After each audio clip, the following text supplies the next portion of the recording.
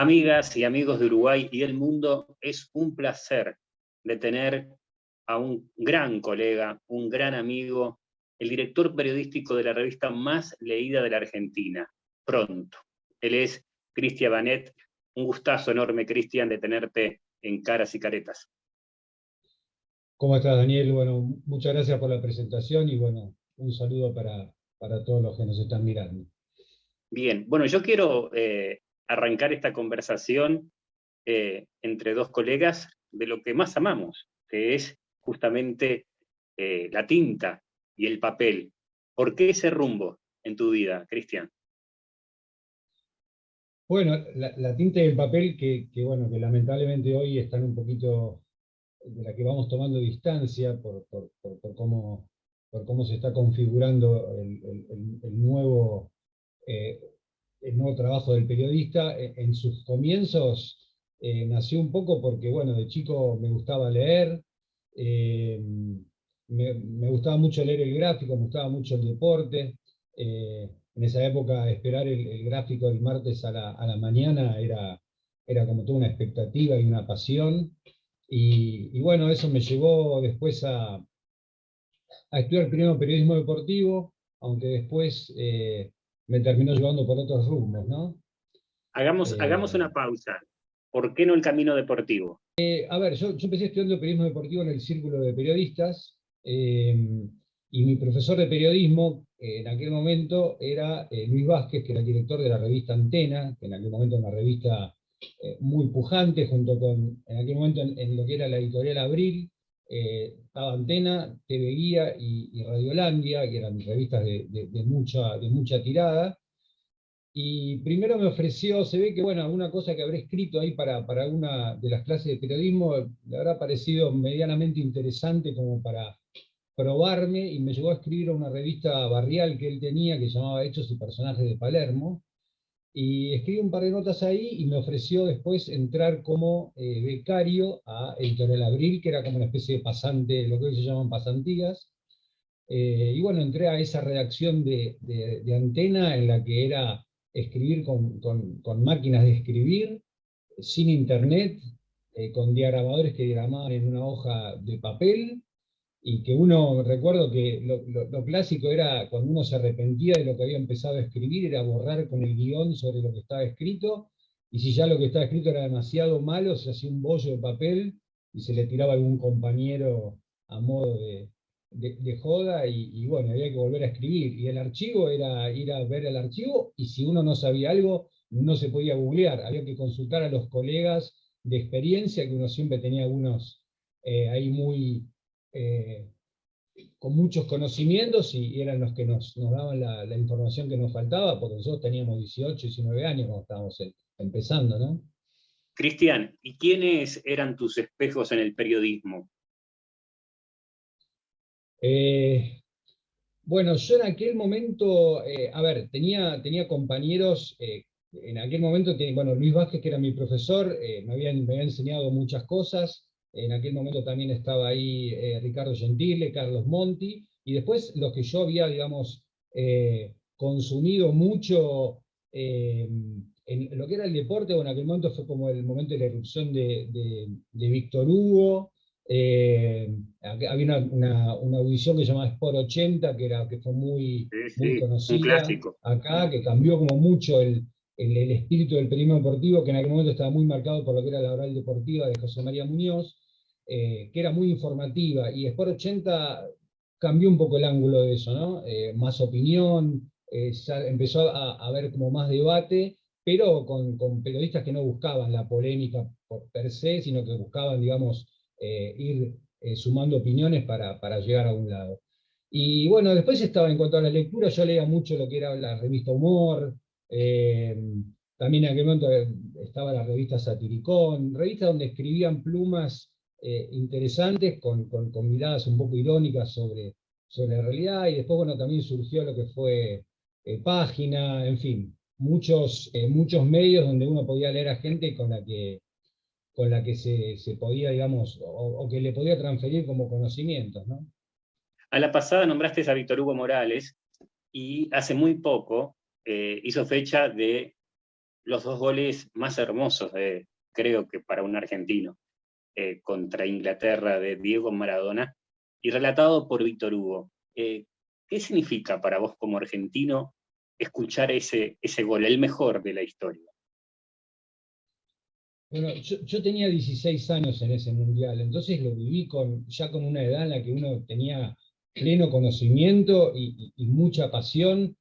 Y la verdad que ese relato de Víctor Hugo, especialmente el relato del segundo gol, que fue el que quedó como más perpetuado, está como casi directamente vinculado al gol. Uno ya no se imagina ese gol sin ese relato de Víctor Hugo, el barrilete cósmico, el puño apretado, y todas esas frases y esas metáforas que Víctor Hugo le pudo imprimir a ese relato, y que en realidad fue un poco lo que a él lo hizo pisar muy fuerte en la Argentina, ¿no? Él llega justo en el año 81, cuando Maradona llega a Boca, con todo lo que fue el furor ese de Maradona en Boca, y le empezó a agregar como una poesía al relato y un vocabulario que por ahí no tenía. Yo entiendo que hoy en día, después la figura de Víctor Hugo rumbió para otros lados y divide aguas de muchas maneras por una cuestión ideológica, pero ese Víctor Hugo relator y ese Víctor Hugo periodista, la verdad que generó como dejó un sello y una huella en el periodismo deportivo y en el periodismo en general en la Argentina, muy fuerte, ¿no? ¿Cómo vivió Cristian Manet, joven, la salida de la dictadura, la llegada a la democracia con Alfonsín? ¿Cómo lo vivías? ¿Las Malvinas? Claro, yo tenía, en ese momento, para situar a quienes nos están viendo, tenía 12 años cuando pasó lo de Malvinas y 13 cuando llegó el gobierno de Alfonsín. Yo lo que más recuerdo de esa época fue el último discurso, el discurso de cierre de Alfonsín, donde hubo más de 1 millón de personas. La verdad que fue una multitud. Y recuerdo también, ahí de haber visto en televisión lo que pasó con Luder, que era el candidato peronista con el que digamos, se enfrentaba, con lo que pasó con el cajón de Herminio, y toda esa repercusión. Después hay muchas cosas más que las fui leyendo con el tiempo sobre el tema, pero tratando de ir a los recuerdos que tengo de esa fecha, más que nada recuerdo eso, ¿no?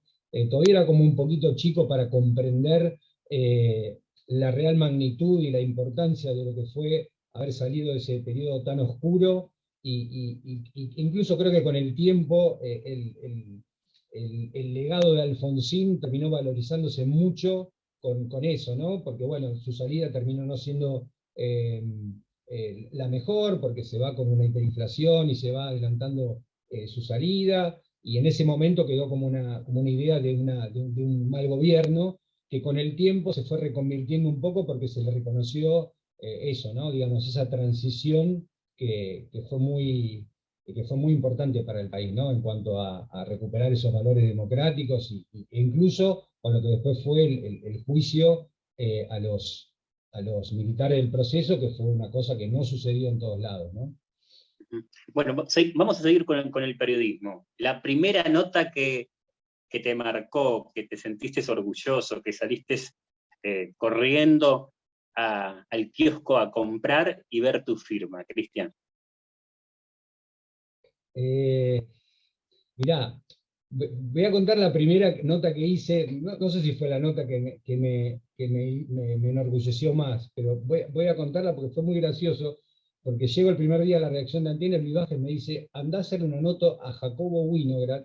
Jacobo Winograd, no sé si todos lo conocen, es un personaje muy pintoresco de acá de la Argentina, pero en aquel momento él tenía una especie de local en el Hotel Sheraton, donde alquilaba autos de alta gama para los turistas que venían.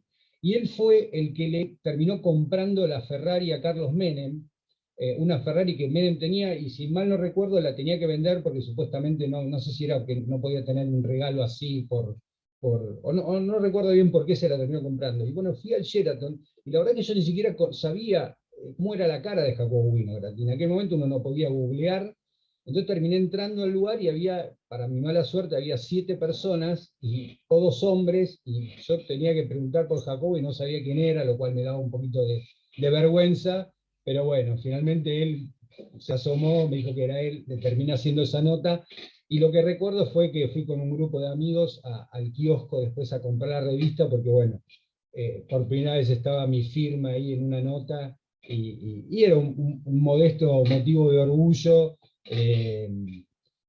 en aquel momento, ¿no? Después de haber estudiado y de querer ver una nota publicada, es siempre un momento muy lindo para un periodista. ¿Qué pasó? Y ¿Qué pasó? después, Perdón, sí, ¿qué pasó cuando llegaste a tu casa y, y bueno, y tu familia vio la nota? ¿Te acordás de ese momento?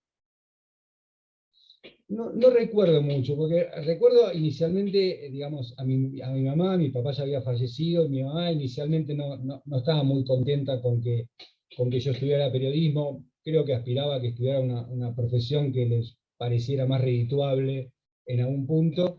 Pero sí, se la mostré a ella, a mi abuela, no recuerdo ahora puntualmente, pero sí, obviamente, el ver que ya estaba trabajando en un medio les resultó bastante reconfortante, ¿no? Teniendo en cuenta que ante la ausencia de mi papá, el poder, digamos, volverme solvente económicamente era para la familia bastante importante, porque bueno, obviamente no estaba un ingreso como el de un padre, y que en aquel momento era mucho más fácil que un hombre pudiera sostener una familia que para una mujer, más allá que mi mamá lo terminó haciendo y muy bien. Pero bueno, nada, acá estamos, así que no fue tan mala la elección. Qué sentís cuando recorres las calles de Buenos Aires y ves algunos kioscos cerrados? Y me da una mezcla de nostalgia y de tristeza, ¿no? Porque es como que uno lo fue viendo lentamente, me fui dando cuenta de que era algo que iba a pasar, porque uno lo percibía, lo escuchaba, los kioscos se fueron, porque aparte nosotros, por suerte con Pronto, era una revista que funcionó casi hasta el final de su publicación en papel, que fue justo antes de la pandemia. Pero lamentablemente para que una revista funcione, uno necesita que haya todo un sistema que funcione, que haya muchas revistas y muchos diarios que funcionen, porque si no el kiosco no se va a sostener porque tenga una publicación que más o menos venda, más allá que obviamente también Pronto sufrió una merma en su venta muy muy grande, que con el tema de la pandemia terminó siendo un golpe final, porque ya con la paranoia que había, nadie quería ni tocar un diario, una revista, porque todo parecía ser un portador del virus, entonces ya frente a eso se volvió irreversible. Pero sí, digamos, los kioscos empezaron a cerrar, a abrir nada más que 2 horas a la mañana para el reparto de diarios, empezaron a cerrar las paradas, fue como una lenta agonía y lamentablemente para los que durante muchos años consumimos medios, revistas, diarios, ver esa decadencia fue bastante triste, ¿no? Lo es todavía, a veces paso y hay kioscos que están vendiendo juguetes y coleccionables, y ya no parece un kiosco de revistas, ¿no? Más allá de la estructura del kiosco en sí, ¿no? Duele y duele mucho. Antes de ir a la pausa e ingresar en los secretos del fenómeno Pronto en la historia de la revista más leída de la Argentina, con la mano en el corazón, ¿crees que el papel eh, ya está? Eh, a ver, yo creo que ya va a pasar a ser una pata más de algunos medios, digamos, que tengan otro tipo de plataformas, y no la más importante claramente, ¿no? Todavía a veces sirve para, no sé, para por ahí vender publicidad como una especie de combo donde se vende publicidad para un sitio de internet y también para el medio escrito, que tiene otra permanencia. Los diarios todavía conservan cierto poder para marcar alguna agenda para las radios, pero todo se va perdiendo mucho, ¿no? O sea, el diario se vuelve obsoleto, digamos, pasado un par de horas del día. Pero bueno, hay diarios que todavía venden en el mundo, por ahí acá cada vez menos. Han tenido que reconvertir un poco sus contenidos, buscar por ahí no estar tan encima de la noticia y de la actualidad, y buscar algún tipo de lectura mayor, especialmente para la edición del domingo. pero claramente no es un modelo de negocios que a futuro pueda parecer muy, muy redituable, ¿no? Muy bien, hacemos la primera pausa, ya seguimos conversando desde Buenos Aires, Argentina, con el director periodístico de la revista Pronto, con Cristian Banet.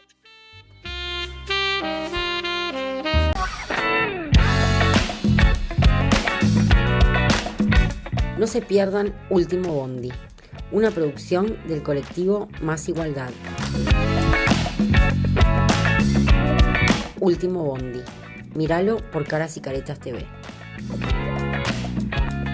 Si cada tanto te morís de espanto y casi miras como distinguido, si cada tanto acunas...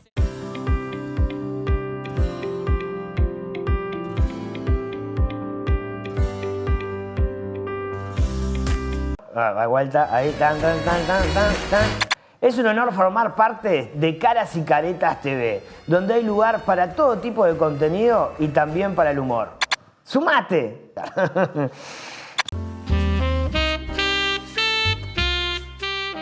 Regresamos para Uruguay y el mundo a través de Caras y Caretas TV con el director periodístico de Revista Pronto de Argentina. Y quiero ingresar a la historia de Pronto. ¿Cómo llegó Cristian a esa redacción que hizo historia en la edición papel en Argentina? Bueno, yo en el año, a mediados del 96, estaba trabajando en el diario El Expreso, que fue un diario que acá publicó Gerardo Sofovich. Sí, Gerardo Sofovich, un diario que tuvo una corta vida, año y medio, 2 años. Terminó cerrando, y al mes me convoca un compañero mío que había tenido en El Expreso, Augusto Tartufoli, y me dice que había una revista que la estaban sacando, o la querían lanzar, y fui a la editorial, y la verdad que la editorial estaba ubicada en Barracas. En aquel momento tenían un producto que era una revista linda, que era una revista para adolescentes, y la verdad que en realidad fui con expectativa, porque era una propuesta de trabajo, pero me fui sin mucha expectativa, porque vi que era algo que parecía bastante precario en un punto, ¿no? El lugar, no le tenía demasiada fe, pero dije, bueno, vamos a probar. Y la verdad que le fuimos encontrando el perfil, y terminó siendo un éxito tremendo, y bueno, todavía estoy acá 25 años después, hoy ya solamente con lo que es el sitio web, y la revista, que existe como un formato digital, o sea, tiene el mismo formato de la revista, pero hay que descargarla del sitio. En aquel momento, ¿dónde se cimentó el éxito de Pronto? Yo creo que logró ubicarse entre lo que eran las revistas digamos, más populares, que en aquel momento eran Flash y Semanario, que eran revistas tabloides, con papel de diario, y después estaban lo que eran las revistas como Gente, como Caras en aquel momento, que por ahí tenían, como las llamaban, de revistas de alta gama, un poquito presuntuoso, pero bueno.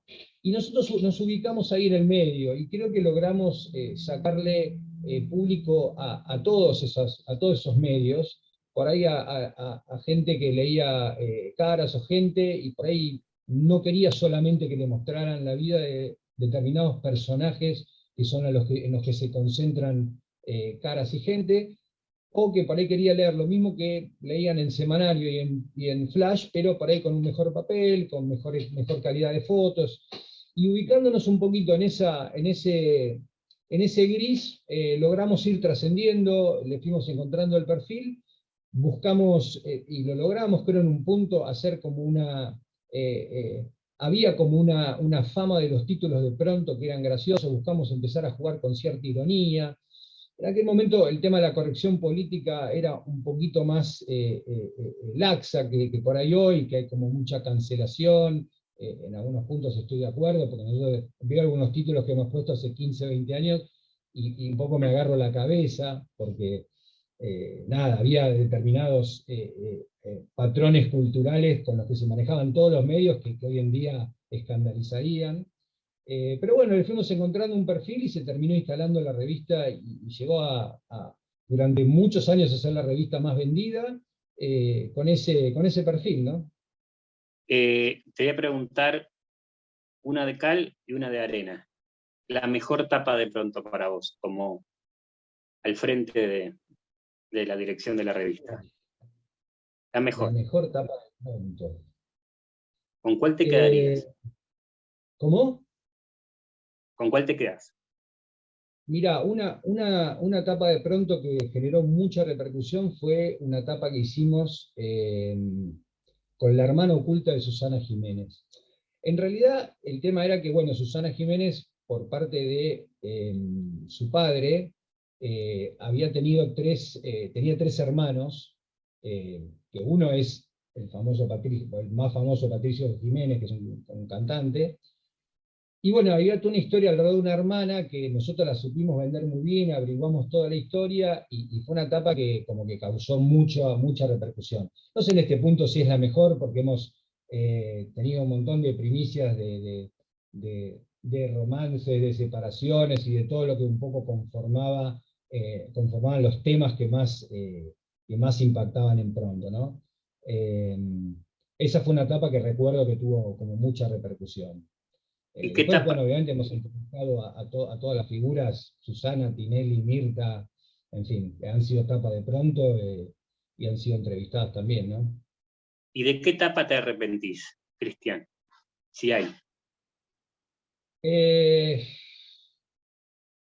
Y por ejemplo, me arrepiento de una etapa que hicimos de una foto que circuló de Messi con una chica en un boliche en Nueva York, creo que fue, no sé si fue en Nueva York o en Miami, fue una gira que hizo Barcelona por Estados Unidos, esas giras que hacen a veces en verano, y bueno, lo encontraron en un boliche, charlando con una chica, y bueno, esa foto dudamos mucho de publicarla, la terminamos publicando porque hubo un diario que la publicó, que era el diario Muy, y dijimos, bueno, si ya se vio, pongámosla también, pero no sé, a ver, por ahí suena un poco hipócrita lo que digo, porque hemos publicado muchas fotos de romances, pero me pareció innecesaria, la foto tampoco era muy buena, no sé, creo que hoy no sé si la haría esa etapa. La verdad que en aquel momento tuvimos muchas dudas y hoy la veo como innecesaria. Y después, bueno, a veces algún tratamiento, algún título, alguna foto, por ahí hoy lo miraría con otros ojos. Nunca buscamos, digamos, perjudicar ni hacer daño, pero a veces en ese afán o en esa tensión que hay entre generar un contenido que haga ruido, y una vez transita algunos límites, y bueno, a veces los límites hoy los ves corridos para un lado y decís, en aquel momento por ahí no lo volvería a hacer. Con la rapidez y la elegancia de Maradona en aquel gol contra los ingleses, si tenés que titular la historia de pronto en un titular. La historia de pronto en un titular. Qué difícil son estas cosas. Aparte ahora ya perdí un poco la mecánica, ¿no? Porque hace 3 años porque bueno, obviamente el titular para la web es un cambio totalmente distinto, ¿no? Porque ya los juegos de palabra no corren, en fin. No sé. Por ahí voy a tirar una frase medio hecha, pero fue un éxito que se concretó pronto y que duró muchos años. Tal vez creo que esa sea una síntesis, porque la verdad que en 1 año y pico de haber sacado la revista, contra a veces los pronósticos que señalan que un medio para instalarse hay que sostenerlo durante mucho tiempo, y nosotros con apenas 1 año y pico ya teníamos a la revista compitiendo, instalada, con el medio tomándonos en cuenta, con las figuras queriendo salir en la revista, y lograr que eso se consolidara y durara durante tantos años, la verdad que fue un motivo de orgullo y de alegría para todos los que en una profesión que está marcada por una tremenda inestabilidad, haber podido trabajar tantos años. Yo entiendo que hoy en día las generaciones, y hasta me parece bien, por ahí la estabilidad laboral no la viven como algo tan importante porque les gusta experimentar, cambiar, pero bueno, para los que por ahí somos más de la vieja guardia, el hecho de quedarnos sin trabajo para ahí cada 2 o 3 años porque los medios abrían, cerraban, era un motivo de incertidumbre y a veces hasta de angustia, y pronto en ese sentido, digamos, y en mi caso hasta acompañó, digamos, toda mi vida, ¿no? Porque yo en esa editorial conocí a la que es mi mujer, nacieron mis 3 hijos, o sea, toda mi vida personal, digamos, transitó un camino paralelo a lo que fue ese crecimiento de Pronto, ¿no? Fueron más de 20 años, ¿no? Sí, de julio del 97. Hasta son 25 años. Ahora se van a cumplir 25 años. Saliendo todas las semanas. Vamos a hacer una pausa. Ahora sale mensual y en formato digital. Es el mismo formato de la revista y es una revista más que nada de entrevistas, de lectura, con contenidos un poquito menos perecederos y todo lo que es actualidad va a lo que es el sitio web, ¿no? Vamos a hacer la última pausa y quiero ingresar en los últimos minutos en la era digital. ¿Cómo te llevas? Yo confieso que no estoy enamorado de ella. Quiero hablar también de personajes que ya son leyenda en el mundo del espectáculo de la Argentina, como Tinelli, Susana, Mirta. Después de la pausa, ¿te parece? Perfectamente. Ya regresamos con el director periodístico de Revista Pronto de Argentina.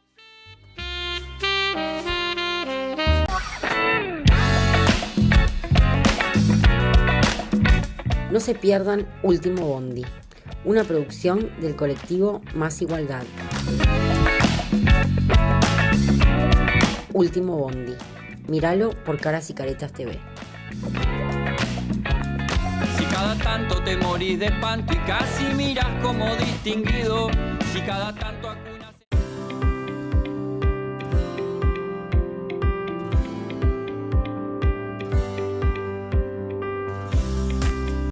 Vuelta, ahí, tan. Es un honor formar parte de Caras y Caretas TV, donde hay lugar para todo tipo de contenido y también para el humor. ¡Sumate!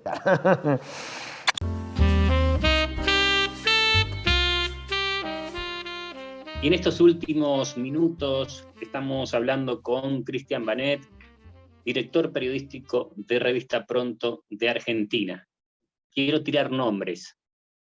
Marcelo Tinelli, tu opinión sobre él y la relación de él con la revista en esos 25 años.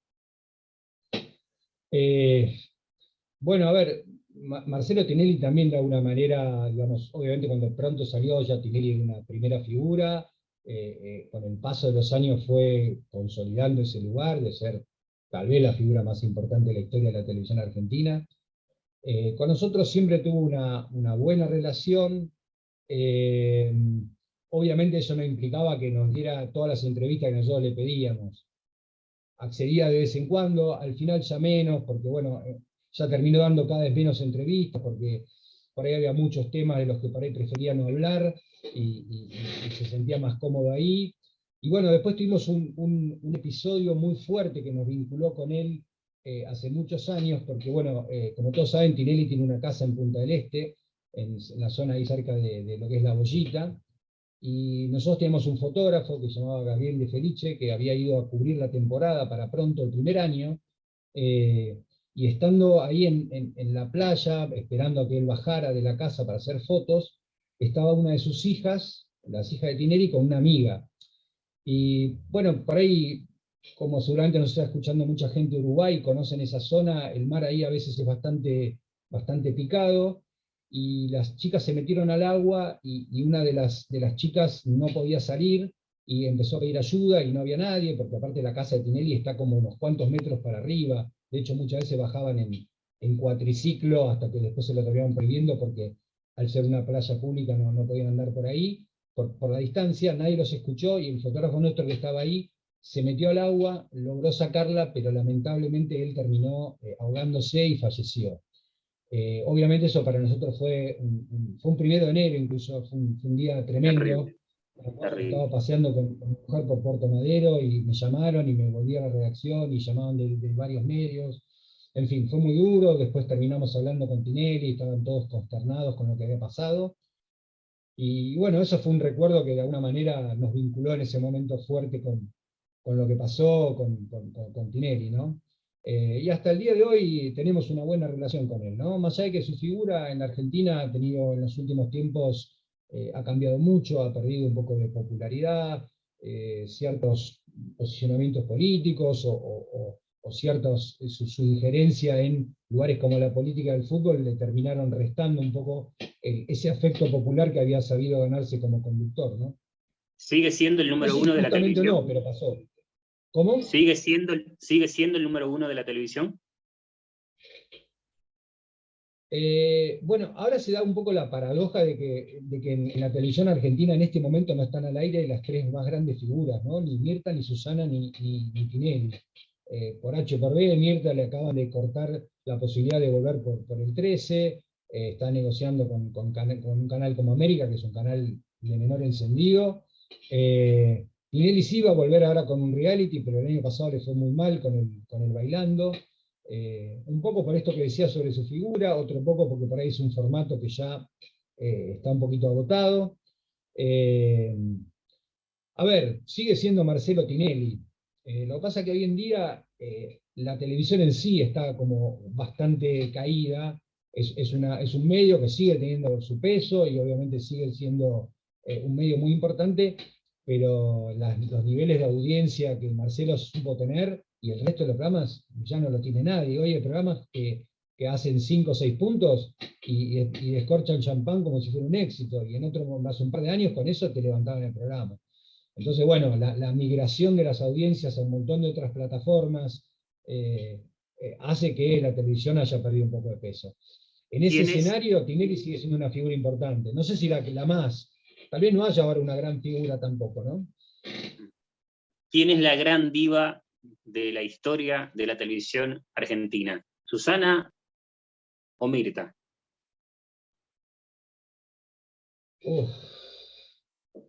Difícil, difícil. Yo creo que están muy parejas. Por ahí Mirta con un toque un poquito más glamoroso y Susana con un toque más popular. Si me tengo que quedar con una, yo tengo más simpatía por Susana, ¿no? Pero la verdad que son dos grandes figuras y la vigencia de Mirta, con todo lo que uno pueda decir, es fuerte. La he visto hace poco en el Martín Fierro, es una mujer que tiene 90 y pico de años, y la verdad que todavía tenga la fortaleza de sentarse a conducir un programa durante 2 horas y media, memorizarse a los comensales que se sientan a la mesa, por más que tenga preguntas escritas y todo lo que sea, hay conductores muy famosos y jóvenes que también tienen las preguntas escritas, y así que en ese sentido me saco el sombrero. Después tengo mis discrepancias con determinadas cosas que pueda hacer Mirta, pero la verdad que hay que sacarse el sombrero. Pero bueno, no sé quién, Susana, no sé si va a volver, o porque, bueno, ¿quién le puede pagar a Susana hoy en una televisión como esta? Está difícil. Cristian, breve, ¿sigue teniendo el peso de siempre los premios Martín Fierro?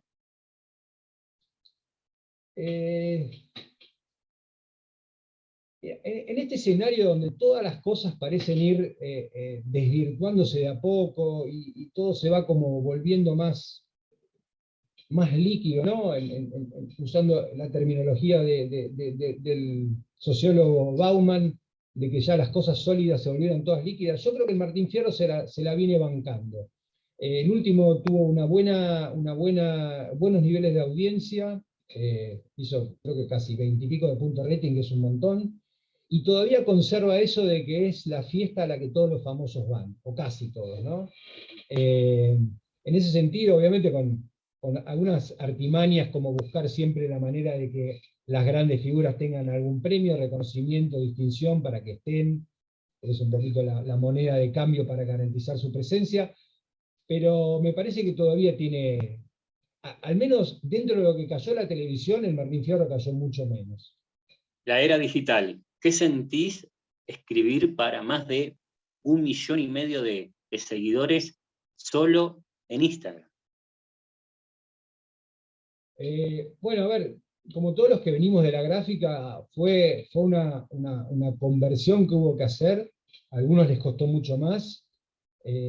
A mí lo hice con cierta nostalgia, con cierta tristeza, pero me di cuenta de que tenía que reconvertirme para ahí. Aparte, cuando cerró la edición papel de la revista, me dieron la responsabilidad de quedarme solo con la web, y a partir de ahí fue un proceso de desaprender algunas cosas y de aprender un montón de cosas nuevas, porque yo creo que la base de los periodistas de gráfica, si logran hacer esa conversión, es muy buena. Es muy buena porque yo veo muchos chicos que nacieron con la web, que cuando tienen que escribir una nota de 8.000 caracteres se les complica, o cuando tienen que hacer una entrevista más larga se les complica, porque es mucho más fácil aprender a escribir corto cuando uno escribió largo, porque en la web por ahí se demanda escribir corto, que al revés. Pero bueno, después hay que familiarizarse con redes, darse cuenta que cosas que antes funcionaban y que no funcionan. Lo que no va es ser tosudo, es querer repetir fórmulas porque durante muchos años sirvieron, y hay que aprender de los que por ahí saben más. Y además, obviamente, estoy en una redacción con mucha gente joven, y el conocimiento es un poquito más horizontal. Yo por ahí, cuando estaba en la revista, y bueno, tenía como 25 años de experiencia contra gente que tenía 4 o 5. Entonces, era muy difícil que ellos supieran algo que yo no. Y hoy no pasa eso. Hoy tengo un montón de chicos que manejan redes mucho mejor que yo, entonces, obviamente, está mucho más abierto el debate sobre cómo hacer las cosas, porque, digamos, yo me nutro mucho y aprendo mucho de lo que me van contando ellos.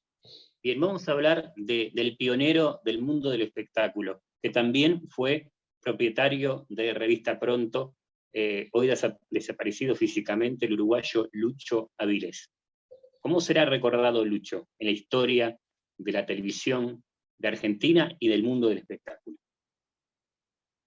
Bueno, yo lo conocí bastante a Lucho porque al ser uno de los dueños de la revista, hasta que finalmente terminó desprendiéndose de su parte, pero nosotros casi todos los miércoles compartíamos una reunión con los dueños de la revista y lo que era, digamos, el equipo de los jefes de Pronto, y después Lucho muchas veces nos invitó a cenar y compartimos cenas con él. Y lo que yo recuerdo de Lucho, que era una persona muy culta, muy leída, con mucho conocimiento más allá, porque uno por ahí tiene al Lucho hablando de temas de farándula, pero Lucho era una persona que sabía mucho de historia, de geografía, muy viajado, con conocimiento de música, de literatura, y esas noches las recuerdo con mucho afecto de haberlo escuchado. Después, obviamente, en su rol de conductor yo no trabajé directamente para él, era dueño, pero yo, digamos, tenía un director ahí, no era de él que recibíamos las órdenes. La gente que trabajó con él en televisión habla de que era muy, muy duro trabajar con él, era rígido. En aquel momento en la tele había como estaba como instalado o como naturalizado que determinados tratos, que podríamos llamar a veces incluso malos tratos, estaban como avalados, ¿no? De muchas de las figuras legendarias de la tele, ¿no? Cuando se apagaba la cámara, corría todo. Y decían que Lucho era bravo. Yo el recuerdo que tengo de Lucho era de alguien muy ameno, contando anécdotas, divertido, que le gustaba comer bien, que le gustaba tomarse un whisky en las reuniones y un vino tinto en la cena. En ese sentido tengo un grato recuerdo de él, y también conocí a María del Carmen, su mujer, a Álvaro, su hijo. La verdad, tengo el mejor recuerdo de Lucho.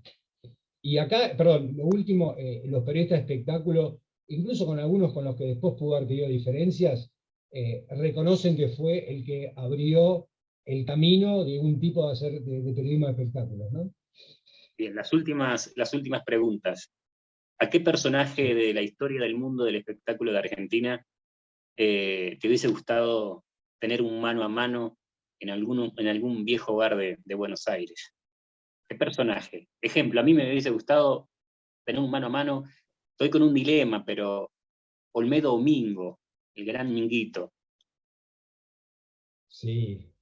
Bueno, una figura como el negro Olmedo hubiera sido muy lindo de poder entrevistar, porque yo me acuerdo de ver No Toca Botón, era adolescente, y era después a encontrarme el sábado en el club con mis amigos y nos reíamos de todas las cosas que habían pasado. Acá se emitía el viernes a la noche en ese momento. Yo en el último tiempo, teniendo en cuenta que no tengo tanto tiempo para hacer entrevistas, porque me gusta hacerlas, desgrabarlas a mí mismo, porque creo que la desgrabación ya es un principio de edición de una nota, y como me toma tanto tiempo, me dediqué por ahí a entrevistar a aquellas personas a las que yo por ahí más admiro, más me gusta. No siempre me es fácil, porque algunos para pronto por ahí lo ven como un medio que no les es tan afecto, entonces por ahí no quieren darla, pero así, de hecho, bueno, en su momento lo entrevisté a Víctor Hugo, entrevisté al Negro Dolina 2 veces, hace poco entrevisté a Darío Stanfreiber, que es un filósofo acá muy popular en la Argentina, porque hizo mucha divulgación de la filosofía a partir de un programa que tuvo en Canal Encuentro. Pude entrevistar a Susana, pude entrevistar, bueno, a Mirta no, pude entrevistar a Adrián Suar, y después voy buscando, ¿no? Voy buscando. Nada, me gusta poder entrevistar a aquellas personas y que me cuenten una historia.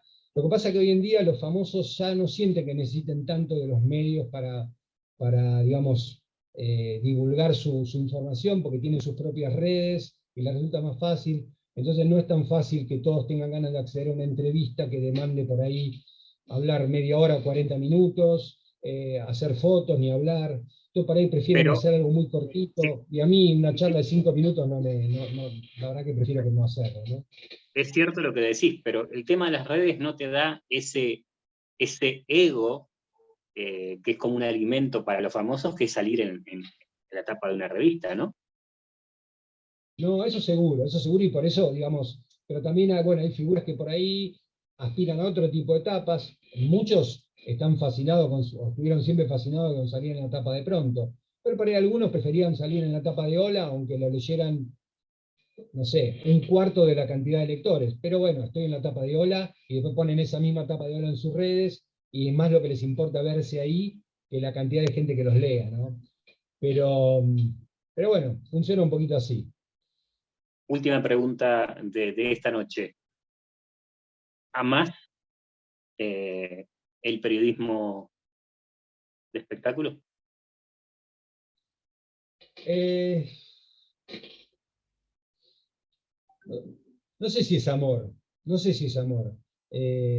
La verdad que nunca me sentí uno de esos periodistas que está, digamos, demasiado obsesionado por averiguar todo lo que pasa en la farándula, y la verdad que no sé si mañana, si no estuvieran pronto, seguiría, digamos, volcado de lleno a eso.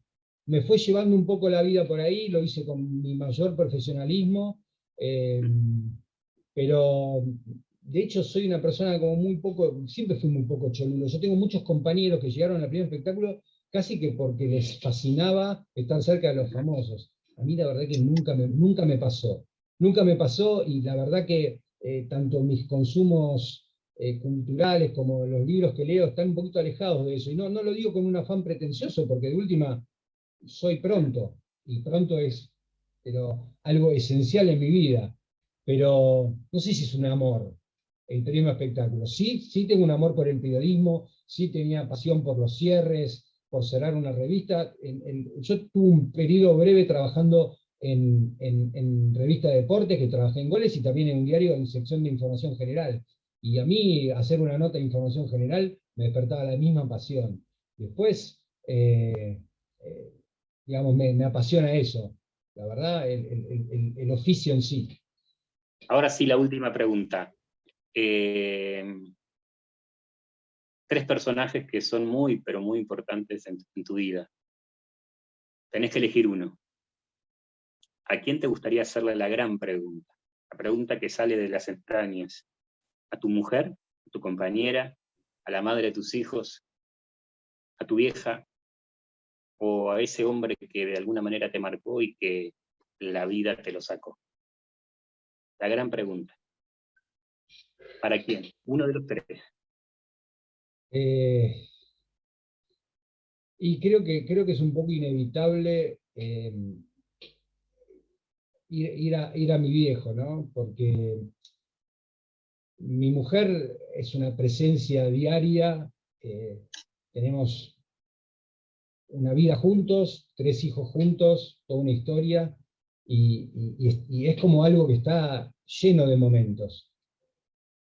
A mi mamá la perdí ya siendo padre, con 2 hijos, y con mi mamá tuve una relación tirante, si se quiere, porque nunca es fácil la relación con los padres, y cuando falta uno, más todavía, porque todo se concentra en ese único progenitor que queda.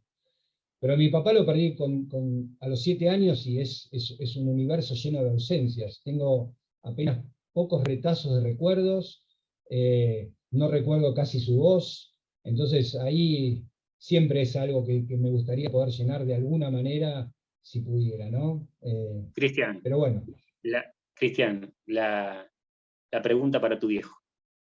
¿Qué le preguntarías hoy si te lo encontrás en una esquina de la imaginación? La pregunta que necesitas hacerle a tu viejo. Y me gustaría preguntarle si desde su experiencia cree que soy un buen padre. Porque obviamente ante la ausencia de mi papá tuve que cargar mucho en esa relación padre-hijo, digamos, en el reverso, ¿no? No pude ser hijo de un papá por mucho tiempo, y sí soy padre de 3 hijos, 2 varones y mi hija. Y bueno, y todos los días me pregunto qué tan bien ejerzo ese rol. Los tengo de adolescentes, con todo lo que eso implica, con todos los reproches que a uno le llegan. Entonces, bueno, obviamente me encantaría haber tenido esa opinión de mi papá en un montón de aspectos de mi vida, porque bueno, uno a veces necesita también descansar en alguien que está arriba de uno. Pero bueno, tempranamente me convertí en alguien que tenía mucha gente por debajo o al lado con mi mujer, y cuando miraba para arriba ya no quedaba nadie. Entonces eso me hubiera gustado poder a veces una voz de experiencia que me ayudara, ¿no? Cristian, en estos últimos segundos son palabras de agradecimiento, en especial a vos por el apoyo, con la experiencia de Pronto Uruguay, pero ante todo la experiencia de la amistad. Un abrazo enorme para toda la gente de Pronto, en especial para Benito, para todos. Gracias por este encuentro, sos un luchador tremendo, y lo mejor está por venir siempre. Bueno, muchas gracias, Daniel. Te agradezco mucho esta entrevista, que hayas pensado en mí como un interlocutor para llevar esto a tanta gente que nos escucha. Un saludo para toda la gente de Uruguay y de todos los lugares que nos estén mirando. Y bueno, un abrazo grande, y nos debemos esa cena que por cuestiones más geográficas que de afecto tuvimos que ir postergando. Ya se dará. Un abrazo enorme para todo tu querido Buenos Aires, Argentina. Un abrazo grande. Hasta pronto.